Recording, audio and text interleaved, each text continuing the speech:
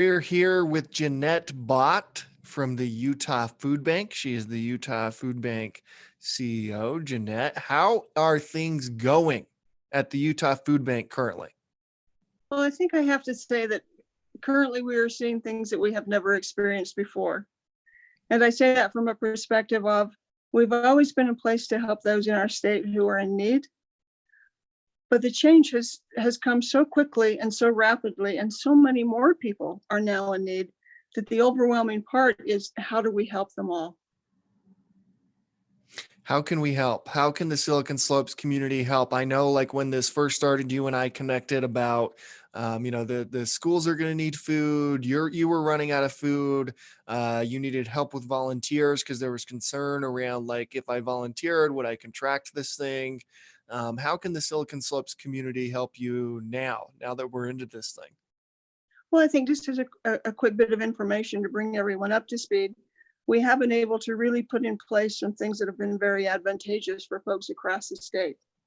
We have been able to really secure a supply chain that really is in place and really will be beneficial. And so food at this particular time isn't an issue. Transportation delivery costs are just skyrocketing for us because we're going more frequently to locations. And we cover the entire state of Utah, so it's not like we're driving across town. We have some real responsibilities to all of our counties, so our transportation costs are going up. So that's something we hadn't expected. The volunteer change has really kind of impacted us in a way we didn't even anticipate.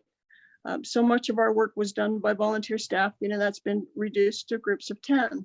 So while folks are still coming and still helping, it's a slow process, but we are making progress there. And we're still inviting people to help us with that. A group of 10 can come in and give us an hour and a half and accomplish a lot. We're asking, please, that it's 12 years to 60 years old is the age range. We're asking people to call to make an appointment, but we do still desperately need that help. So how do people sign up to volunteer? Where do they go? Well, we're asking people to do it's a little unconventional in this day of technology, but it's easier for us to people to call. It's easier for us to have a contact with them immediately and set that up. So a number that's convenient for that is 801-887-1234. So 801-887-1234 for all Correct. those watching this, to volunteer at the Utah Food Bank. And can you talk about things that you're doing to keep people safe, who do come in and volunteer? Sure. So, part of the process that we are looking at is folks entering immediately go through what we're calling our sanitation process, which is the hand washing and sanitizer. All of our volunteers are being given gloves. We're asking people to glove up the entire time we're there. We've set up work projects to really take advantage of that 6-foot space that we're all trying to incorporate into our social distancing, if you will, being sure that there's enough opportunity for people to be comfortable in the environment that we're putting them in to do the jobs that we need to have done. So outside of volunteering, what's the best way for our community to help? Is it donations? We How is always that going currently?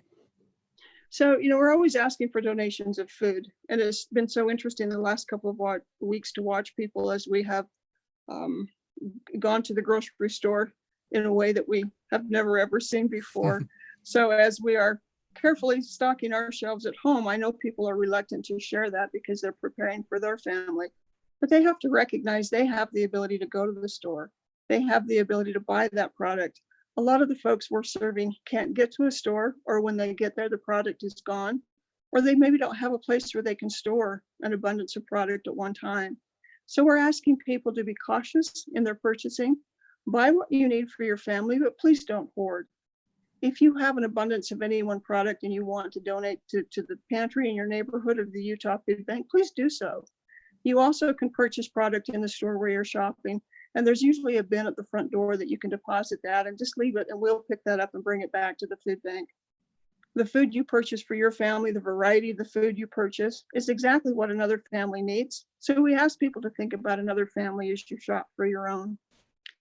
We're always looking for that good old cash as we have to figure out a way to stretch our dollar more creatively than ever. So utahfoodbank.org is the webpage where people can go and they can make an online donation. They can do just a straight donation, or they can join our virtual food drive. That means we'll use your money. You select the product you want us to buy. We'll use our buying power, and then that product goes directly out throughout the entire state of Utah. So Can you food, talk? time, and money. Yeah, can you talk? So food, time, and money. I think that that's important for the audience listening at home. Ways you can help, and going to utahfoodbank.org would be critical in those efforts. Can you talk about the populations or the population that you're serving? Like, where does most of this food and these donations go? Ironically, as I've mentioned before, we're serving all 29 counties. So you'll see a different look and feel in a rural community in Wayne County than you'll see perhaps in Ogden.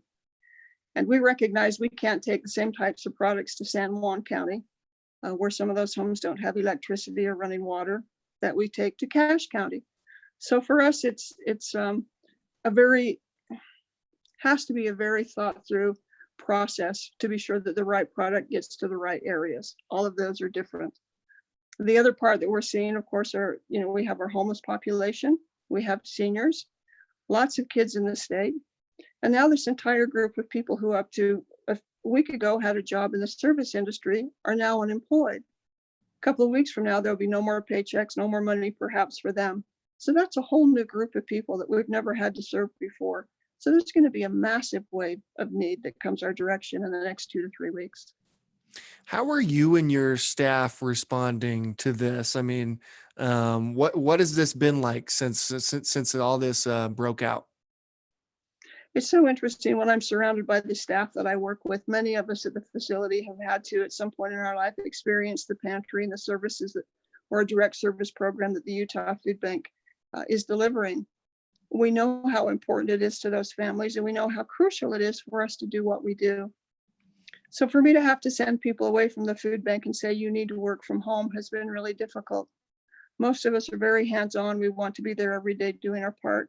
And it was hard for me to explain to them, you can't do your part if you're ill, and we can't do it if you bring it with you. So please, let's do it this way.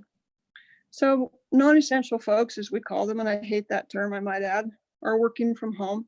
We're trying to do as much as we can via technology. But unfortunately, we're always going to have a warehouse staff and our drivers and our volunteer crew. There are certain groups of people that we can't function without that group. So we're doing what we can to be sure they're safe from a sanitary perspective. We're doing what we can to be sure they're getting time off. People are having to step up with longer hours, and we recognize that.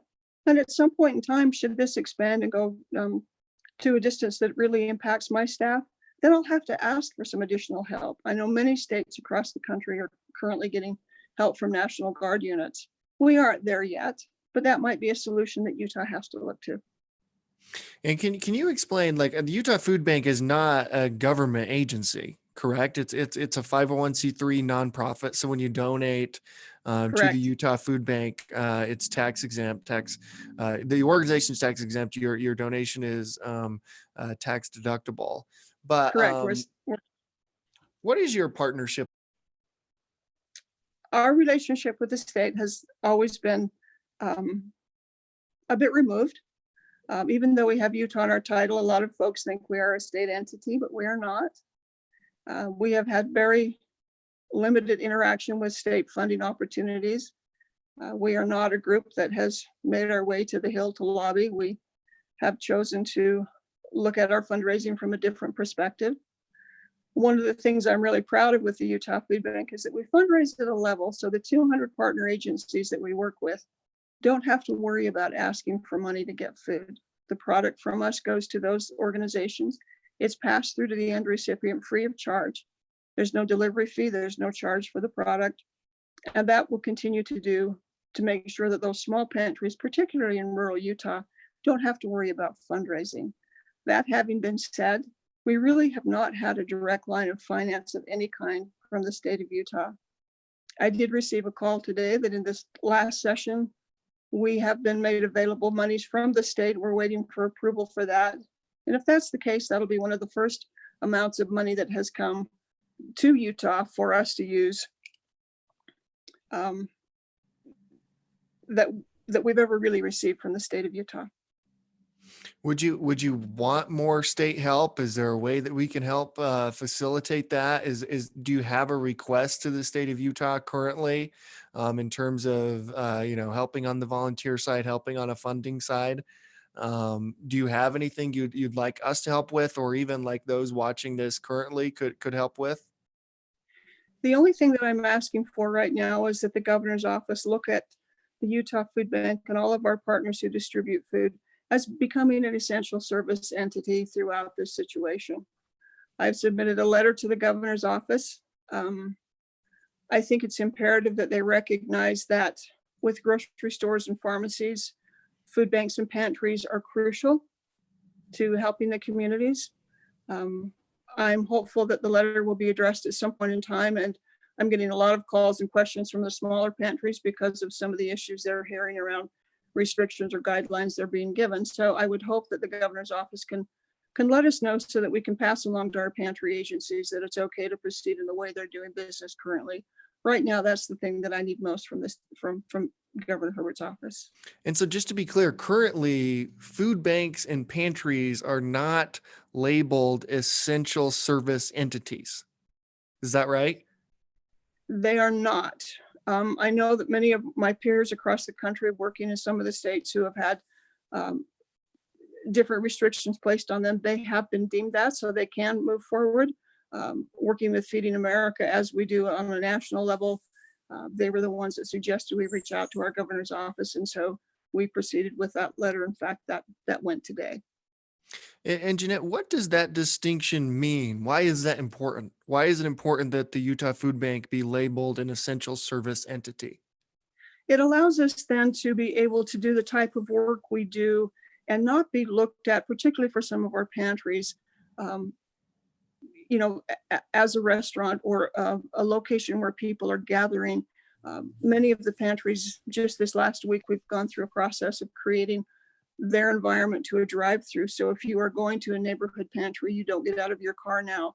The product is brought to you. We've had to go through some changes with information we were trying to gather and how we do that. We are an absolute crucial link to the population in our state who can't afford to go to a grocery store. And those folks can't be left behind, whether they are the seniors, whether they are all of those folks we talked about from the service industry, families who have been working 2 and 3 part-time jobs as is to make ends meet. And now many of those jobs have been lost. And we really need to think about our kids, even though they're being somewhat served through the schools and the current status with the schools and their meal distribution. Those families are going to need more. Well, to me, it makes all the sense in the world that the Utah Food Bank should be immediately designated an essential service entity. It's kind of surprising that it's not. So let's go to work to make sure that that's changed. And if people want to get involved, they should go to utahfoodbank.org.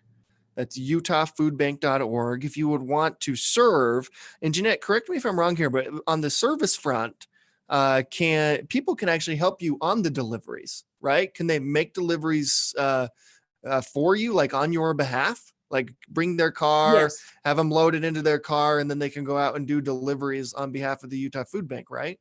Right. And we have about 4,000 folks that we are helping who are homebound.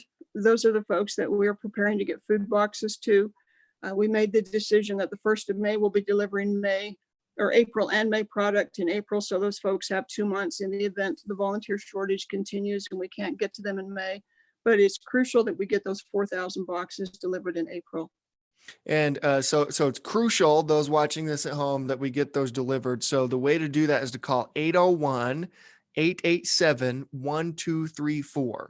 That's 801. I say 80. I think everyone in Utah says but it's 801-887-1234 to Correct. help volunteer and to make these deliveries. As Jeanette just said, it's crucial.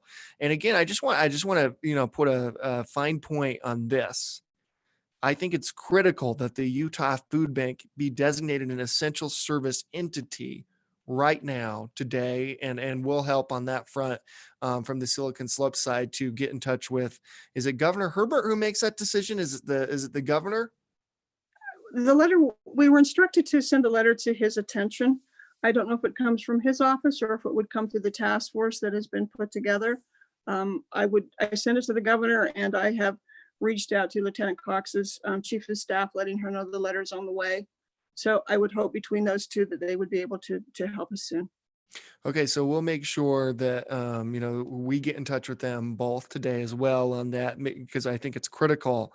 And also, like, if the state could throw some funds here, I know that they're going to be throwing some funds various places, but people need to eat to survive, and Utah Food Bank is providing a critical service for the entire state. You're in all 29 counties. It's critical that the Utah Food Bank is supported not just by private industry. And I know that still the Silicon Slopes community has donated to your organization, Ginette, over the past 2 weeks. We'll continue to do that, but I'd love to have the state jump in here as well. So count on us to be an advocate there. And yeah, we'll have you come on again, Ginette. I really appreciate you taking the time. I know you're super busy with everything that the Utah Food Bank's doing. I just want to real quick one more time direct people where they need to go. utahfoodbank.org. If you want to volunteer, call 801-887-1234. Ginette, thanks so much for coming on. I appreciate it. And thank you to all of you and the help you're giving us. We so appreciate. We know we can't do it without everyone, and thanks for the collaboration. Thank you. See ya.